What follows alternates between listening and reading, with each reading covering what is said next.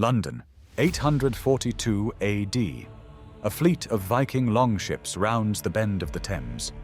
By nightfall, the greatest trading port in England will be burning. The Anglo-Saxon chronicle calls it simply a great slaughter. But this isn't where London's story ends. Over the next 2 centuries, the city would be abandoned, rebuilt inside ancient Roman walls, governed by vigilante law, and eventually ruled by the very people who tried to destroy it. In this video, I use modern AI tools to reconstruct Viking-age London from archaeological records, medieval chronicles, and surviving artifacts, shifting perspective, changing camera angles, and moving through a city that hasn't existed for over 1,000 years. Before we reach the Viking raids, we need to understand what they destroyed. This is Lundenwic, London before London. Not the walled city you might expect, but an open Saxon trading port sprawling west of the old Roman ruins, stretching along what is now the Strand toward Covent Garden. 5,000 to 7,000 people lived here. An undefended waterfront town of timber-framed halls, fish traps in the Thames, and merchants trading with Franks and Frisians across the Channel. Bede, writing in the 8th century, called it a trading centre for many nations. Archaeologists have since uncovered the timber drains and hearths that prove him right, buried beneath the streets of modern Aldwych, a name that itself comes from Ealdwic, meaning the old settlement. We'll come back to that. By the 830s, that wealth made Lundenwic a target, and there was nothing between the waterfront and what was coming. To understand why the raids hit so hard, you need to see what was happening across England. In 865, the great Heathen army landed in East Anglia. Within a decade, they had conquered Northumbria, East Anglia, and most of Mercia. Kingdom after kingdom fell, and by the winter of 871, the army had set up camp inside London's abandoned Roman walls, the same stone fortifications the Saxons had ignored for centuries. The raiders recognized what the locals had forgotten. Stone walls are worth more than open waterfronts. Now pull back to the 2 raids that ended Lundenwic. In 842, Vikings attacked the trading port and left it devastated. The chronicle records a great slaughter, but little else. We don't know how many died. We don't know how many escaped. We know the result. 9 years later, in 851, it happened again, but on a scale that defied anything England had seen. 350 ships breached the Thames estuary. Imagine standing on the waterfront at Lundenwic as 350 ships appeared in the Thames. There was no wall between you and what was coming. The entire settlement was timber and thatch. What took generations to build could burn in hours. And it did. Archaeological evidence tells the story clearly. Large areas of Lundenwic were abruptly abandoned in the mid-9th century. The trading port that Bede had praised simply ceased to exist. Activity stops, the hearths go cold, the timber drains fill with earth, and the waterfront that had connected London to the world fell silent. So London's greatest trading port was gone, burned and abandoned. Most cities would have simply declined. But what if the answer to the Viking threat had been hiding in plain sight for 400 years? In 886, Alfred the Great made a decision that would reshape London for the next 1,000 years. He abandoned the open waterfront of Lundenwic entirely and moved the city back inside the ancient Roman walls. He repaired the stonework that had crumbled for centuries. He recut the defensive ditches, and he laid out an entirely new street grid, a planned city behind fortified walls. The settlement became Lundenburg, fortified London. And here's what makes this extraordinary. If you overlay Alfred's street plan onto a modern map of the City of London, the lines still match. Streets that Londoners walk today follow paths laid out over 1,100 years ago by a Saxon king preparing for war. Along the waterfront, Alfred established new harbours, Hythes, at Queenhithe and Billingsgate. These became the regulated landing points where trade could resume under protection. The old trading settlement of Lundenwic was abandoned for good, and it became known simply as Ealdwic, the old settlement. That name survives today as Aldwych, a street name hiding 1,000 years of history. Alfred wasn't just a builder, he was a tactician. In 896, a Viking fleet sailed up the Thames, bypassed London entirely, and fortified a camp on the River Lea, 20 miles north. A direct assault would have been costly. So Alfred did something no one expected. He diverted the river itself, permanently stranding the Viking ships in shallow mud. Outmaneuvered and stripped of their only advantage, mobility, the Danes abandoned their fleet and fled overland. The citizens of London sorted from the city, seized the stranded ships, broke up the damaged ones for timber, and brought the seaworthy vessels back down the Thames as war prizes. The Vikings' own ships captured by the people they had terrorized for decades. Picture this. You're a merchant in 10th century London. You wake inside the old Roman walls, now patched with Saxon timber and stone. The population has swelled to nearly 20,000. Much of the space inside the walls is still open. Orchards, livestock, patches of farmland mixed in with houses and workshops. This is a city, but it doesn't look like one. Not yet. Your city is anchored by London Bridge, not just a crossing, but a fortified bottleneck. On the far bank, a secondary fort at Southwark guards the southern approach. Together, they form a choke point that blocks Viking fleets from sailing further upriver. Every ship entering the upper Thames has to pass through London's defences first. Down at Queenhithe, the waterfront is alive with trade. Boats from Scandinavia, the Rhineland and the Frankish kingdoms dock alongside local fishing vessels. The goods tell you how far London's reach extends: wine from France, furs from the Baltic, metalwork from the Rhineland. But nothing tells that story better than a single coin. Archaeologists found a Sasanian silver coin from Iran in the Thames, an object that could only have arrived through Viking trade networks stretching through Russia and the Middle East. In 10th century London, you could hold a coin minted in Persia, carried across a continent by Norse traders, and spent on the banks of the Thames. London was no longer just a Saxon town behind Roman walls.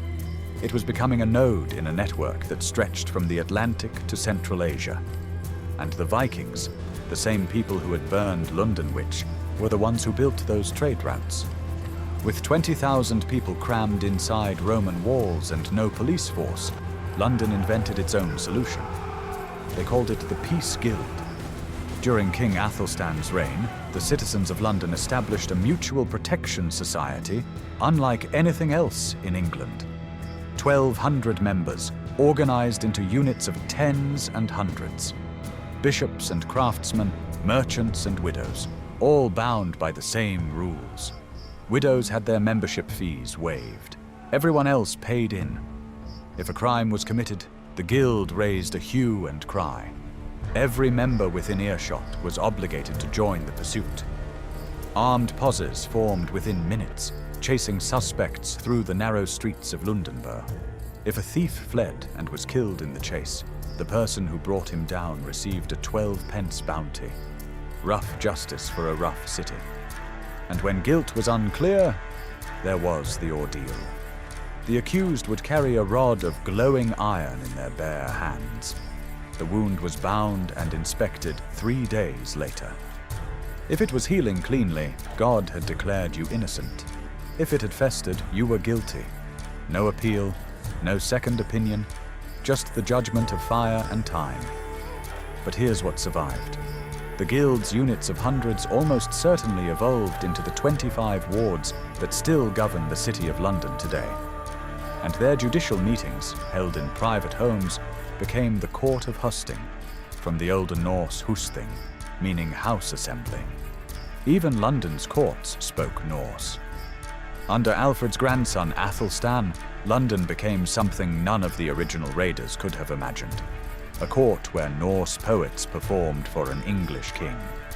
The Icelandic sagas preserve these moments.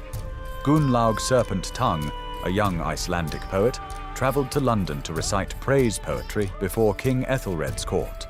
He was rewarded with a fur-lined cloak and a position at court. the saga notes something remarkable, that the language spoken in England at this time was the same as that spoken in Norway and Denmark. And then there was Egil Skallagrimsson, warrior, poet, and mercenary. Egil's saga tells us he fought alongside Athelstan at the Battle of Brunanburh in 937, one of the bloodiest battles in English history. When Egil's brother fell in the fighting, a blood feud loomed. Athelstan diffused it with a gesture the Norse world understood.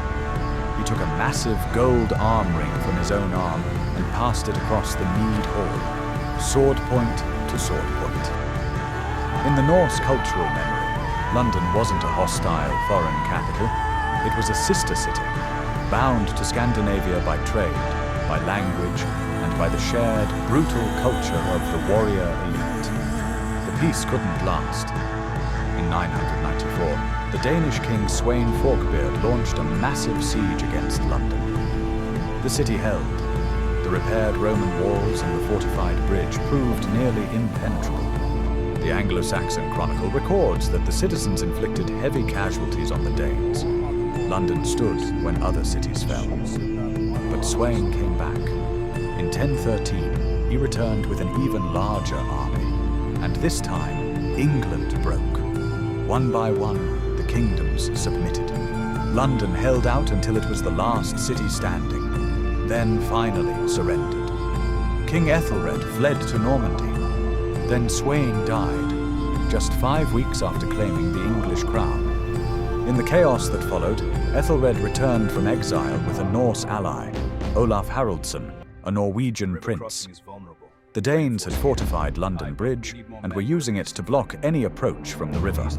The bridge was armored, defended, and seemingly impenetrable. Olaf's solution was extraordinary. He ordered his men to tear the roofs off nearby houses and lash them over the decks of their longships, creating armored canopies. Then they rode directly into the bridge, under a rain of spears, arrows, and stones. When they reached the wooden support piles, Olaf's crews wrapped cables around them, turned their ships downstream, and rowed with everything they had.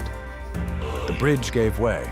The entire structure collapsed into the Thames, plunging hundreds of armored Danes into the river. London was retaken. The Norse skald Otta Svarte commemorated the attack in verse. And most historians believe this moment, this specific act of destruction, is the origin of a song that every English-speaking child has sung. London Bridge is falling down, a children's nursery rhyme hiding one of the most violent military operations in London's history. By 1016, Cnut the Great, a Danish king, ruled England, and London became the capital of a North Sea empire, stretching from the Thames to Scandinavia. The Vikings didn't just conquer London, they governed it. Norse and Saxon advisors sat in the same halls. Danish merchants traded beside English ones.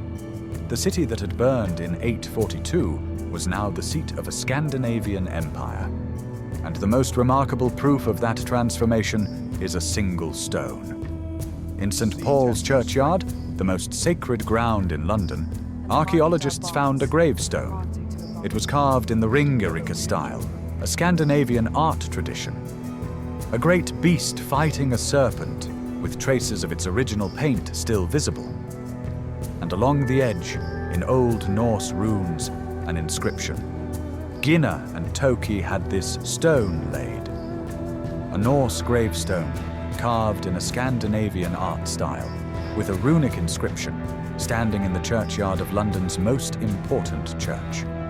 This is what synthesis looks like. The people who once burned London were now buried in its holiest ground.